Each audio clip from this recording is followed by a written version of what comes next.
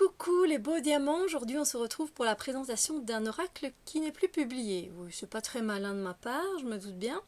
Il n'est pas emballé comme ça, il est très bien emballé, mais j'ai gardé le tissu et voilà la ficelle qui emballait ce jeu. Maintenant je me dis, bah, des fois on peut retrouver des oracles auto-édités, parce que c'est un oracle auto-édité français.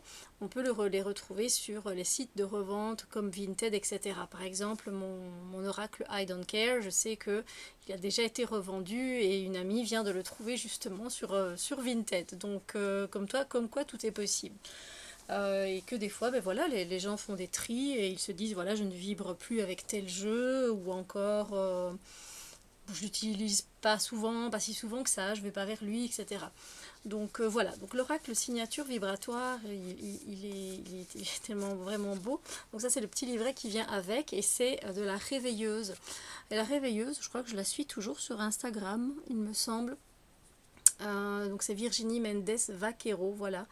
Elle a quand même un site, c'est la réveilleuse soinsénergétique.com, donc n'hésitez pas à aller la rejoindre de ce côté-là et peut-être en savoir plus. Alors il y a juste, juste un point très faible, alors il est écrit mais très petit.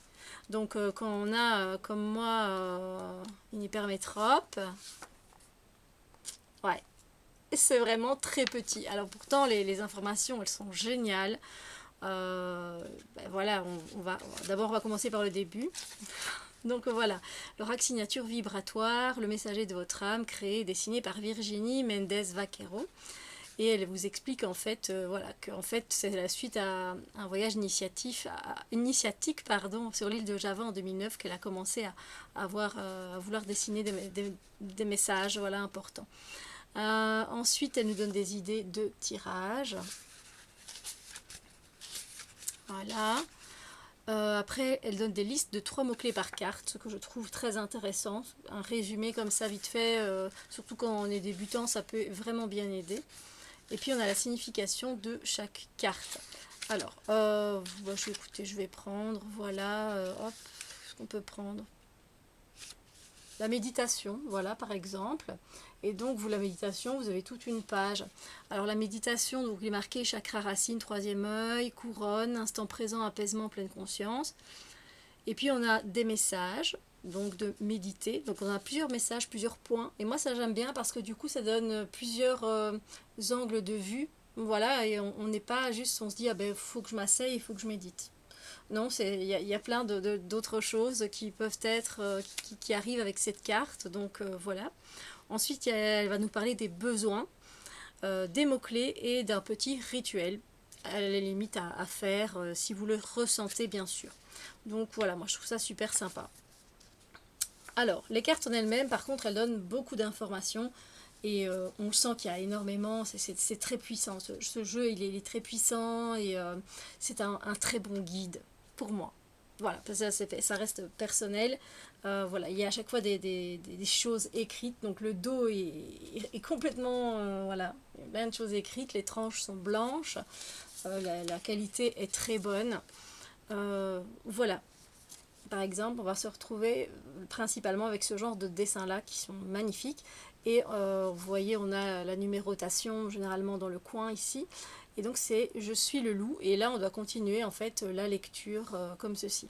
Je suis le loup, je suis l'esprit de la liberté, je suis guidé par mon instinct, ma nature sauvage. Et là, vous pouvez déjà travailler du coup avec la symbolique du loup, avec les mots qu'elle a inscrits. Ben, vous pouvez faire déjà vachement de développement personnel. Et si vous rajoutez à ça ce qui est inscrit dans ce livret, ça fait vraiment quelques pages de développement personnel. Donc, même si vous tirez, j'ai envie de dire, une carte par semaine et que vous êtes vraiment connecté à cette carte et que vous venez écrire, vous découpez des photos de loups, etc. Et voilà, il y a des choses qui vont venir sans doute, certainement même, résonner en vous et ça, c'est super, quoi. Donc voilà, c'est moi, c'est plus un jeu que j'utilise en développement personnel plus qu'en tirage, comment dire, divinatoire. Voilà. Ici, on a le plexus solaire, Muladhara. Et j'aime aller regarder voilà, tout ce qu'elle a pu mettre, tout ce qu'elle a pu sortir et connecter d'elle, c'est super. Et puis doré, noir et blanc comme ça, c'est très... ça se mélange bien, et voilà, il y a quelque chose, je peux pas vous dire. Moi j'ai la deuxième édition, où je ne sais pas si c'est deux éditions différentes qu'elle a fait, mais moi j'ai la deuxième.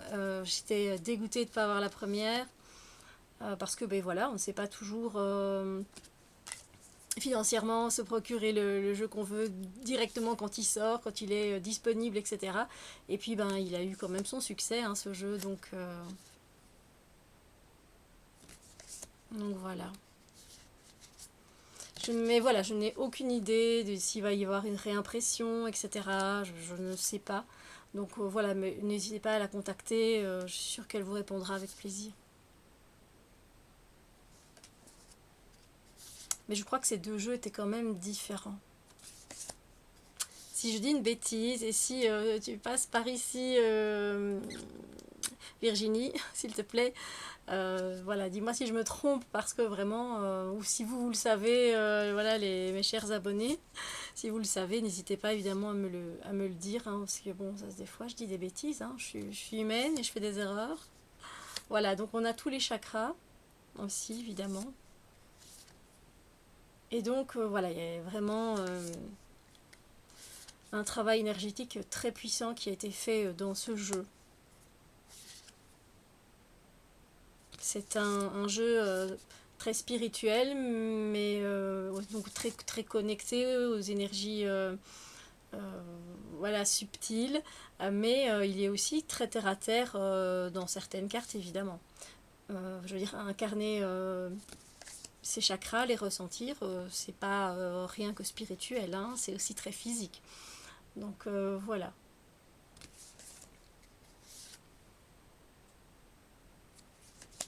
Bon, n'hésitez pas à me dire ce que vous pensez de ce jeu, et du coup, est-ce que vous allez vous mettre à la recherche de ce jeu ou pas?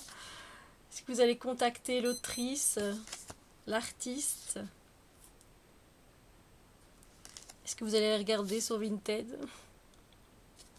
C'est vrai que, voilà, enfin, voilà, c'est sûr que je ne compte pas m'en débarrasser, hein, voilà, mais on ne sait jamais, comme je vous dis, voilà, chacun, c'est un oracle, c'est de l'énergie, ça se véhicule, et donc il fait son chemin, vous voyez, et puis des fois ben, il reste tout le chemin avec une personne qui l'a acheté, et puis ben, des fois il a besoin aussi de continuer quelque part son existence pour aller aider d'autres personnes.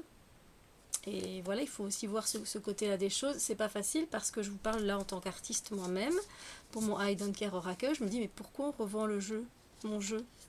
La personne ne l'aime plus. Alors oui, ça peut être une question de goût, voilà, parce qu'on évolue et on change, donc je peux comprendre, parce que je suis pareil. Et en même temps, voilà, mais il y a quand même toutes ces questions qui sont là. Tiens, bah maintenant, où est-ce qu'il va aller? Qui va prendre soin de mon jeu? Est-ce que du coup, est-ce qu'il a quand même aidé la personne un minimum? Est-ce que ça lui a fait du bien de tirer les cartes avec mon jeu? Enfin, voilà, on se pose des questions quand, quand le jeu comme ça n'est plus édité, qu'on n'a pas, voilà, pas pu le sortir en 20 000 fois non plus ou en grande quantité. Alors voilà, alors c'est clair qu'on se pose un peu plus de questions. Voilà.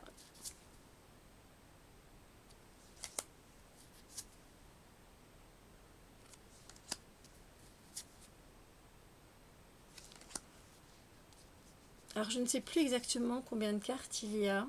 Ça, je peux le voir dans le livret, hein. Voilà.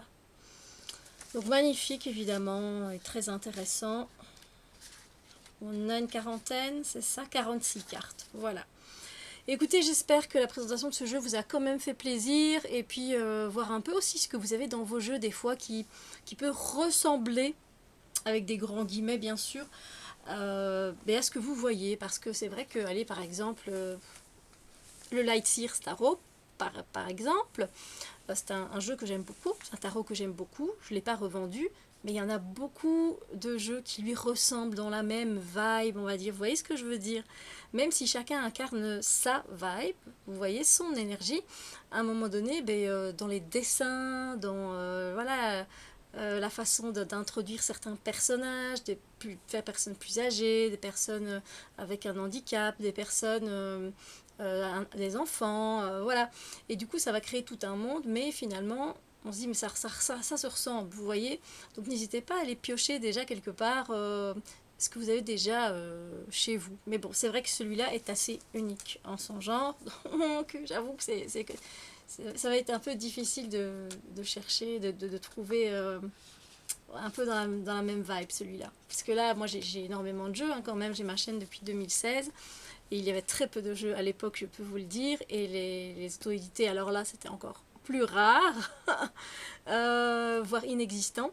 Vraiment, il y avait l'oracle, genre l'oracle de cristal. Et encore, on le retrouvait sur Amazon. Mais non, il fallait contacter